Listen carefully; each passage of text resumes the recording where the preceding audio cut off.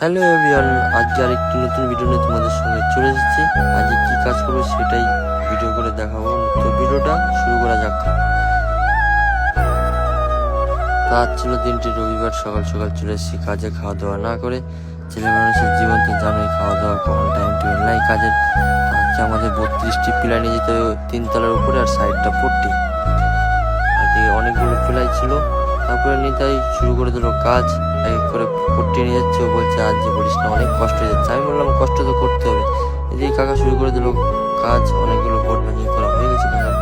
তারপরে দেখি অপূর্ব পিলাই কাটা দিচ্ছিল, আর আমি ম্যাকিং করতেছিলাম। আমি একটু তার ফাঁকে ভিডিও করে নিলাম। তারপরে ছিল লাইন। তারপরে সবাই গল্প করতেছিল।